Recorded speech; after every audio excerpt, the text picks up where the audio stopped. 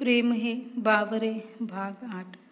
तर मित्र आणि मैत्रिणींनो, तुम्ही जर आमच्या चॅनलवर नवीन असाल तर चॅनलला सबस्क्राईब करा आणि बेल आयकॉन प्रेस करा। मागील भागात आपण पाहिले की कुणाल पिहूच्या आठवणीत हरवलेला असतो। आज बेडवर पडल्या पडल्या तो तिचाच विचार करत असतो। कधी भेटेल पिहू, कधी पाहू आपण तिला, कधी सांगू तिला की ती माझं सर्वस्व होऊन बसली आहे। तिच्याशिवाय जीवन किती उदास आहे माझं तर आतापासून पुढे। प्रणव आता पिहूसोबत थोडं थोडं बोलू लागला होता। कधी कधी हाय हॅलो चालायचं बस, पण गाडी काही पुढे जात नव्हती, तिथेच थांबल्यासारखी झाली होती। कोणाला काही अडचण आली की ती त्याला हेल्प करत असे, कोणी बोललं की त्याच्याशी बोलत असे। नितीन तिचा क्लासमेट तिच्यासोबत नेहमी बोलायला पाहायचा, गप्पा मारायच्या। पिहूला त्याचं काही वाटत नसे, पण प्रणवला हे खूप खटकत होतं। तो रागाने लालबुंद होत असे। पिहू नितीनसोबत बोलत असली की 2-3 वेळा असंच झालं। प्रणव बोलत होता पिहूसोबत की नितीन तिथे आला आणि त्याने मध्येच बोलायला सुरुवात केली।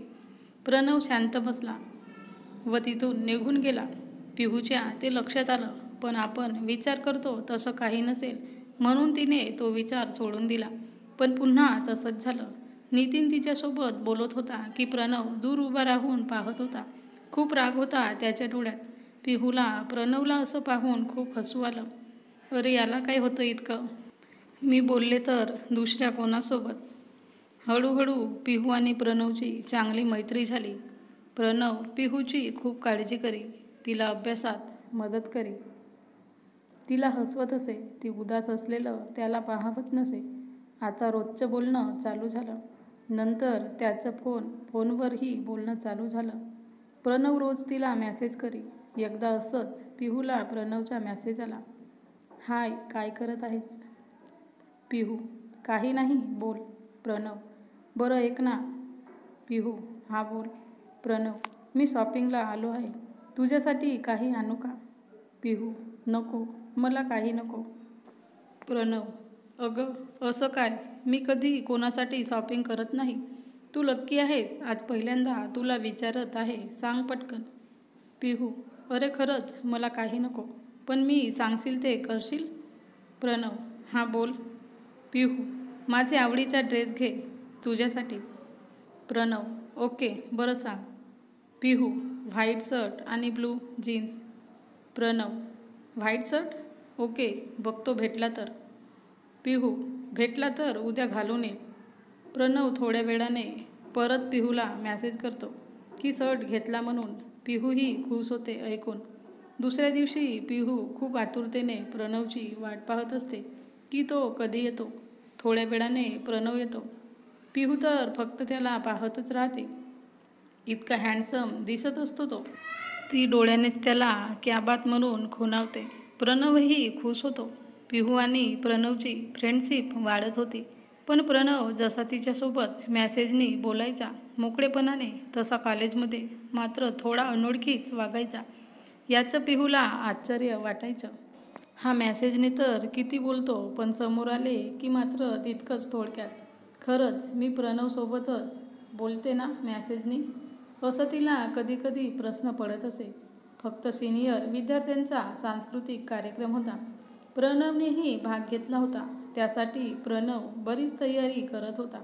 रोज त्याची हॉलमध्ये प्रॅक्टिस सुरू होती। पिहूची खूप इच्छा होती त्याचा डान्स पाहण्याची, पण ती कशी जाणार, कारण ती तर त्याची ज्युनियर होती आणि तिथे फक्त सिनियर विद्यार्थ्यांना परवानगी होती। पण काही झालं तरी आपण पाहायचं त्याचा डान्स, तेही कार्यक्रम होण्याआधीच, असं पिहू ठरवते। मग काय, सिनियरची एक मुलगी नुकतीच तिची मैत्रीण झाली होती। ती तिला रिक्वेस्ट करते की प्लीज मलाही पाहायची आहे प्रॅक्टिस, फक्त एकदा मला तिथे घेऊन चल। मग तीही तयार होते। प्रणव प्रॅक्टिसमध्ये बिझी असतो। पिहू आलेली त्याने पाहिलेलंच नसतं। त्याचा डान्स चालू असतो। पिहूला तर विश्वासच बसत नाही की प्रणव इतकं छान डान्स करतो। तिला तर वाटलं होतं लग्नात वरती समोर केला जातो तसा त्याचा डान्स असेल, पण प्रणव एखाद्या प्रोफेशनल डान्सरसारखं डान्स करताना पाहून पिहू खूप चकित होते। प्रणव डान्समध्ये मग्न असतो. त्याला अचानक समोर पिहू दिसते. तसा तो दचकतो, पण आपला भास असेल म्हणून तो नजर वळवतो. पण त्याला पुन्हा त्याच दिशेला पाहिल्याशिवाय राहवत नाही. जेव्हा तो परत पाहतो तेव्हा अजूनही खरंच पिहू समोर असते. मग त्याला विश्वास बसतो की ती खरंच तिथे आली आहे. मग काय, डान्समध्ये त्याचं लक्षच लागेना. तो सारखा पिहूकडे पाहू लागला अधूनमधून आणि त्याचे स्टेप्स चुकायला लागले. पिहूने त्याला एक स्माईल दिली व ती तिथून निघून गेली. तिच्या लक्षात आलं होतं की प्रणव चुकत आहे, त्यामुळे त्याचं लक्ष विचलित व्हायला नको म्हणून ती तिथून बाहेर आली. प्रणवला मात्र तिला पाहून खूप आनंद झाला होता. ती लगेच गेली हे पाहून वाईटही वाटलं. त्याने पुन्हा कॉलेजमध्ये येऊन पाहिलं तर पिहू घरी गेली होती. तोही घरी गेला आणि पहिलं पिहूला मेसेज केला. प्रणव. हाय पिहू. हां बोल. प्रणव. काय मॅडम, आज डायरेक्ट हॉलमध्ये आलात? पिहू. हो, तुला सरप्राईज द्यावं म्हटलं पण. प्रणव. पण काय? पिहू. तूच मला सरप्राईज दिलास. किती छान डान्स करतो तू. प्रणव. तुझं आपलं काहीतरीच येतो तसा करतो ग. पिहू. अरे नाही, खरंच. पहिलं मी फक्त ऐकलं होतं तू छान डान्स करतो, पण आता मी स्वतः पाहिलं. प्रणव. बस हां, किती तारीफ आता. पिहू. हो, तू तर कधी कोणाची करत नाहीस आणि तुझीही केलेली चालत नाही तुला. प्रणव. मला असलं कोणाची तारीफ करणं वगैरे अजिबात जमत नाही. पिहू. धन्य महाराज. बरं चल बाय, मला काम आहे, नंतर बोलू. प्रणव. Okay bye. सांस्कृतिक कार्यक्रम होतो. प्रणवचा डान्स तर खूपच छान होतो. त्यात त्याची एक क्लासमेट प्रणवच्या खूप मागे पुढे करत असते आणि प्रणवही खूप प्रेमळपणे तिच्यासोबत बोलत असतो. हे पाहून नाकळत का पिहूला खूप राग येतो. निशा, प्रणवची क्लासमेट, प्रणवसोबत खूपच प्रेमाने बोलत होती. हे पाहून पिहूला तिचा राग आला. का आला हे तिलाही कळत नव्हते, पण राग तर आला होता. त्यामुळे प्रणवला ती त्याचा डान्स छान झाला हेही बोलली नव्हती. शेवटी रात्री प्रणवनेच पिहूला मेसेज केला. प्रणव. हॅलो. पिहू. हाय. प्रणव. काय मॅडम, आज बोलला नाही काहीच? डान्स आवडला नाही का? पिहू. छान होता. प्रणव. आता मी विचारल्यावरच सांगणार होतीस का? पिहू. का? मी नाही सांगितलं तर काय होतं? ती निशा आहे ना सांगायला. आता प्रणवला कळलं की पिहूला निशाचा राग आला आहे. त्याला खूप हसू आलं, पण जरा तिची फिरकी घ्यायला म्हणून तोही बोलला. प्रणव. हो ग, किती छान बोलते ना ती, आणि डान्सही किती छान करते आणि दिसतेही किती छान. प्रणव हे सर्व पिहूला चिडवण्यासाठी बोलत होता, पण पिहूला ते सर्व खरं वाटलं व तिचा राग जास्तच वाढला. पिहू. मग तिच्यासोबतच बोल ना, इतके आवडत असेल तर. बाय. आता मात्र प्रणवला काही सुचेना.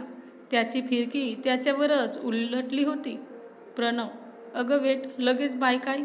आणि निशा फक्त माझी क्लासमेट आहे. मी तर असंच बोलतो. ती छान असू दे नाहीतर कशीही, मला काय. पिहूला हे ऐकून खूप चांगलं वाटलं की निशाबद्दल प्रणवच्या मनात काही नाही, पण काय बोलावं हे तिला कळेना, म्हणून ती फक्त त्याला ओके असा रिप्लाय देते. प्रणवला वाटतं अजूनही ती रागातच आहे. प्रणव.